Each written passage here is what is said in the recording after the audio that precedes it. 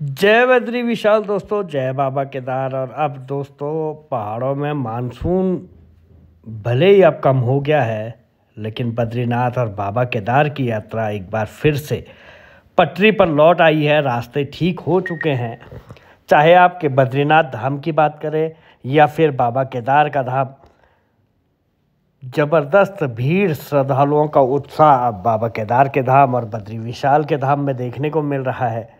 और सबसे बड़ी बात है, इस समय अब श्राद्ध पक्ष, पितृ पक्ष जिसे कहते हैं, शुरू हो चुका है। और हिंदू धर्म में पितृ पक्ष का बहुत बड़ा महत्व होता है। पितरों को जो मुक्ति या पितृदोष से मुक्ति चाहिए होती है, तो पितरों का हम उद्धार करते हैं। और ये देखिए बद्रीनाथ धाम की तस्वीर। अब मौसम राहत दे रहा है, तो बद्रीनाथ धाम में भी सुबह से श्रद्धालुओं की भीड़ दिखाई दे रही है। अभी हम पूरी बात बताएंगे, पूरा महत्व, कितना महत्व बद्रीनाथ धाम में पिंडदान का होता है। पितरों को मोक्ष की प्राप्ति के लिए करना पड़ता है, क्योंकि बद्रीनाथ धाम मोक्ष का धाम कहा जाता है और अंत में इसकी यात्रा होती है। कहते हैं जीवन में अगर एक बार आपने बद्री विशाल की यात्रा, बद्रीनाथ धाम की यात्रा अगर की है, तो आपको कभी भी दोबारा जन्म लेने की ज़रूरत नहीं होती है। हालांकि ठंड बढ़ चुकी है बद्रीनाथ धाम में। जैसे ही बारिश होती है तो चोटियों पे बर्फबारी अब दिखने लगी है। इसके कारण ठंड बढ़ गई है। सुबह शाम बद्रीनाथ धाम में ठंडी हवाएं चल रही हैं। अब धीरे धीरे सर्दियों का मौसम आ रहा है और सितंबर का महीना चल रहा है। ऐसे में अब इस बार, क्योंकि इस बार सारे त्यौहार भी 15 दिन पहले हैं, तो सर्दी भी उसी हिसाब से पहले आ चुकी है। तो ठंड बहुत बढ़ चुकी है। अगर बद्रीनाथ धाम आ रहे हैं, चोटियों पे आपको बर्फबारी मिलेगी। अगर बारिश रही तो बद्रीनाथ धाम में भी और बाबा केदार के धाम में भी आपको बर्फबारी देखने को मिल सकती है। तो इसलिए अगर बद्रीनाथ और केदारनाथ अगर आप लोग आ रहे हैं, तो ऐसे में गर्म कपड़े ज़रूर लाएं। यात्रा मार्गों की पूरी सटीक जानकारी लें। कहीं पर अगर आपको ज़्यादा बारिश या ऐसी कोई संभावना लगती है, तो वहाँ पे आप थोड़ा सा इंतज़ार कर लें। 2 से ढाई घंटे में मार्ग खुल जाते हैं। खैर, अब मानसून का दौर अंतिम चरण में चल रहा है। बद्रीनाथ और बाबा केदार के रास्ते खुल चुके हैं, यात्रा चल रही है। इधर बद्रीनाथ धाम में अगर मौसम बदलता है तो अचानक से ठंड हो जाती है, और जैसे ही मौसम खुलता है उसके बाद गर्मी का एहसास होता है। चटक धूप के बाद जब सुबह की किरण, जब धूप की आती है, तो एकदम बद्रीनाथ धाम अपने आप में बेहद अद्भुत दिखाई देता है। और अब श्राद्ध पक्ष है, तो इस समय पे बहुत ही ज़्यादा भीड़ यहाँ पे देखने को मिलती है। खासकर मंदिर से जो आधा किलोमीटर की दूरी पे ब्रह्म कपाल शिला है, वहाँ हर कोई अपने पितरों की मोक्ष की कामना के लिए आता है। हर देखिए नीचे बहती बद्री विशाल के चरणों में अलकनंदा, और बद्री विशाल का मंदिर अपने आप में बेहद खूबसूरत। और इसी सिंह द्वार से जब श्रद्धालु अंदर जाते हैं, तो भगवान बद्री विशाल के जो तप में बैठे हैं, भगवान विष्णु का अवतार नर नारायण यहीं विराजमान है। यहीं एक शिला पे, जो शालिग्राम शिला है, उसमें बद्री विशाल के आपको दर्शन होते हैं। और अब क्योंकि अब धीरे धीरे सर्दियों का समय आएगा, नवंबर 15 के बाद बद्री विशाल के कपाट बंद होंगे, तो अब कुछ ही समय रह गया है। इसलिए अब जो अंतिम दौर की जो यात्रा होती है, वो बहुत तेज़ रफ्तार पकड़ती है। और जो दशहरा आएगा, आने वाला जो दशहरा होगा, जिस दिन दशहरा मनाया जाएगा, उसी दिन बद्री विशाल के कपाट बंद होने का शुभ मुहूर्त निकाला जाता है। क्योंकि बद्री विशाल के कपाट खुलने का और बंद होने का दिन निकाला जाता है, इसकी अलग अलग परंपराएं हैं। ऐसे में अब बद्रीनाथ धाम की जो यात्रा है, एक बार फिर से पटरी पर आ चुकी है। श्रद्धालु दूर दूर से आने लगे हैं। खासकर अब श्राद्ध पक्ष, जो पितृपक्ष है, वो शुरू हो गया है। ऐसे में बद्रीनाथ धाम एक बार फिर से श्रद्धालुओं से गुलजार हो चुका है। चाहे आप मंदिर का जो प्रांगण है, यहाँ देखिए श्रद्धालुओं की भीड़, या फिर इससे ज़्यादा भीड़ आपको ब्रह्म कपाल में मिलेगा।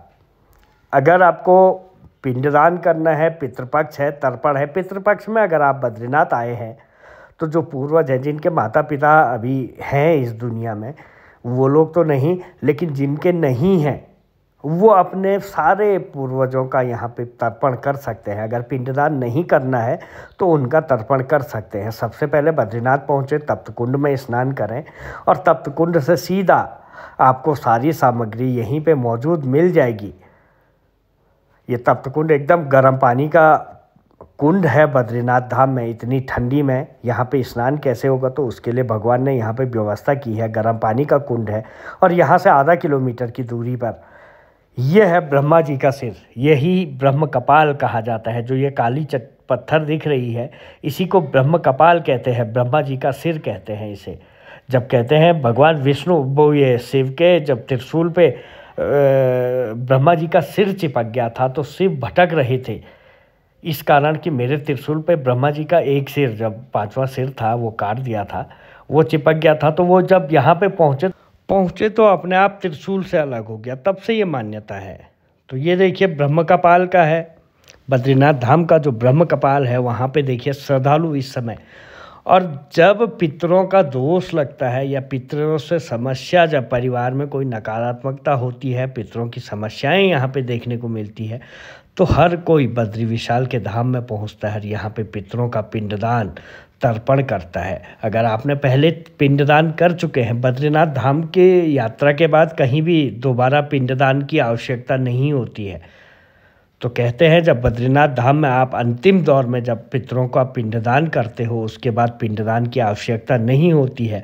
जो पितरों की मूर्तियां होती हैं वो यहीं पे अलकनंदा में विसर्जन की जाती है। उसके बाद कहते हैं पितरों को सुला दिया गया है, मतलब आप पितरों को पिंडदान की आवश्यकता नहीं है। लेकिन आप जब भी बद्रीनाथ धाम आएँ, गया जाएं, काशी जाएं, हरिद्वार, कहीं भी आप वहाँ पे तर्पण कर सकते हैं। लेकिन बद्रीनाथ धाम का जो ये ब्रह्म कपाल है, इसका बहुत विशेष महत्व है, क्योंकि ये वो स्थान है जहाँ पे भोलेनाथ भगवान शिव खुद ब्रह्म हत्या से मुक्ति मिली थी। और कहते हैं यहाँ पे अगर आप थूकोगे तो वो भी पितरों को जाएगा, और आप अगर यहाँ पे कुछ चढ़ाओगे तो उसका भी 1000 गुना आपके पितरों को मिलेगा। और कहते हैं परिवार में कोई या खानदान में कोई या वर्षों से चले आ रहे परिवार में कोई ऐसा होना चाहिए जो यहाँ पे पहुँचे और अपने सिर्फ एक पितृ नहीं होता है, बल्कि उससे पहले के जितने पितृ होते हैं सबके नाम का यहाँ पे पिंडदान तर्पण और उनकी जो मूर्तियाँ होती हैं वो विसर्जन की जाती हैं और पितृदोष से मुक्ति मिलती है।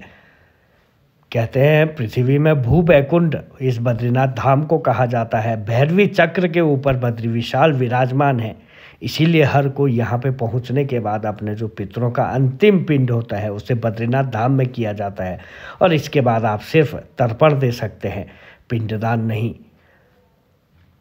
यहाँ पे अंतिम पिंड होता है और उसके बाद आपको पितृ दोष से मुक्ति मिलती है। तो पहले जानकारी ले लें कि आप लोगों के परिवार में किसी के में ये सिर्फ उनके लिए है जो पितृमोक्ष या बद्रीनाथ धाम में पितरों का पिंडदान तर्पण करने पहुंचने वाले हैं, उनके लिए ये जानकारी है। जिनका सब ठीक है, जिनके सारे पितृ अभी तक पहले के पितरों का पिंडदान हो चुका है, वो लोग इसे ज़्यादा ना सोचें, लेकिन जानकारी के लिए देख सकते हैं। और यहाँ पे विशेष तरीके से आपको चावल सब चीज़ मिल जाएगा, भात मिल जाएगा। इस तरह से पिंडदान जो होता है वो करने लोग यहाँ पे आते हैं अपने पितरों की मोक्ष की कामना। हर धर्म की अपनी अपनी सभ्यता है, हिंदू धर्म में इसे विशेष महत्व दिया जाता है, और खासकर बद्री विशाल के धाम में, बद्रीनाथ के धाम में, क्योंकि ये मोक्ष का धाम है। तो यहाँ पे अंतिम पिंड देने आते हैं और पितृमोक्ष से मुक्ति पाया जाता है। जय बद्री विशाल।